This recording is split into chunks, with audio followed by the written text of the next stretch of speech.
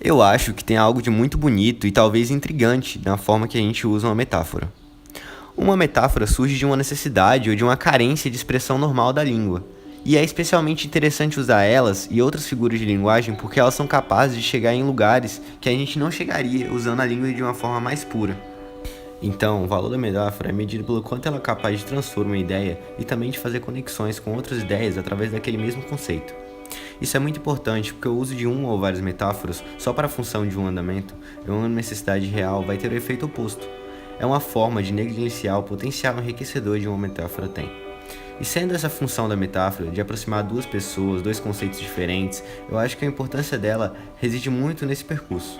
Essa viagem da pessoa que cria até a pessoa que lê.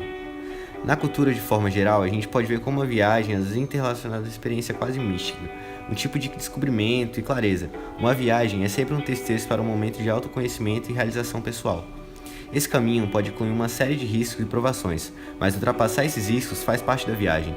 Desde tempos em que pregações religiosas eram feitas com o objetivo de visitar algum lugar sagrado, uma forma de penitência ou por um ato cometido, ler a Bíblia era uma forma de purificar a alma do mesmo jeito que a viagem é uma forma de purificar o corpo. E é válido se perguntar por que essas duas ações são tão comutantes, porque parece ter uma aura mágica em volta delas. Alguns autores têm suas teorias para isso. Várias das histórias mais antigas que a gente criou são histórias de viajantes. Tem algo de muito arquetípico em enxergar o mundo como um livro que pode ser explorado e decifrado, que o espaço ao nosso redor comporta um significado e cada paisagem conta uma história. Como se fosse a obra de Deus basta pra gente, esperando ser contemplada e reapreciada, da mesma forma que a Bíblia. Viajar pela obra de Deus poderia ser feito através da leitura e da vida por si só. Santo Agostinho é um ferrenho defensor dessa visão de mundo, de que somos, entre aspas, leitores da obra de Deus.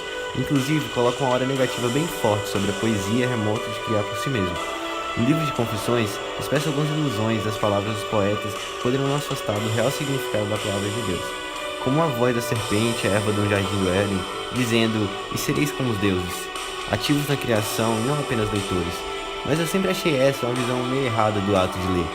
E é diferente de uma conversa em que o caminho segue ou não é delineado.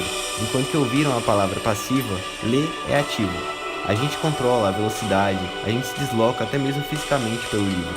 Tanto criar quanto ler são formas de viagem. A Divina Comédia, por exemplo, é uma das histórias que influenciou muitas pessoas e autores.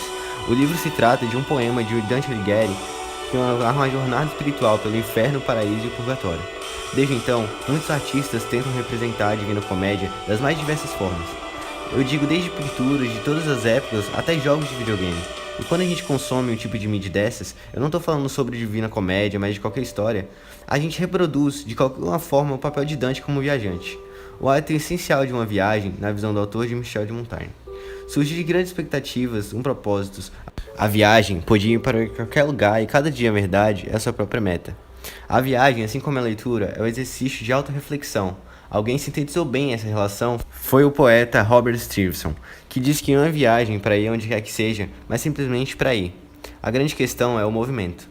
Isso é bem bonito na teoria, mas na prática dificilmente encara coisas dessa forma.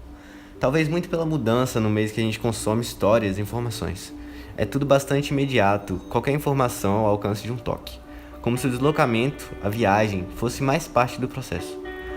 O Kindle não tem exatamente uma presença física, os deslocamentos pelas páginas também é diferente. Para ler alguma coisa, a gente precisa ter consciência da passagem pelas páginas de um livro, e isso acontece de forma muito diferente. Essas páginas têm uma presença virtual, ao invés de física.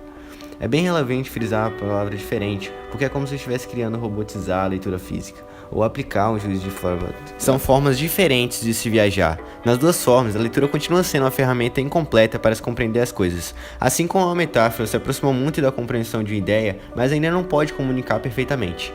O Dante, na última parte da comédia, se refere ao paraíso e com as palavras como é curto o que eu digo, como reflete propriamente o pensar. Isso de forma alguma não dá mérito à leitura, às metáforas ou a qualquer outra figura de linguagem. Elas são o caminho, mas o caminho que não tem pretensão de chegar em algum lugar e não tem problema disso. Citando o escritor argentino Roberto Miguel, como acontece em qualquer texto que a gente considera grandioso, compensação suprema escapa da gente. A gente até chega, mas em um lugar tão desconhecido que não existem palavras para descrever.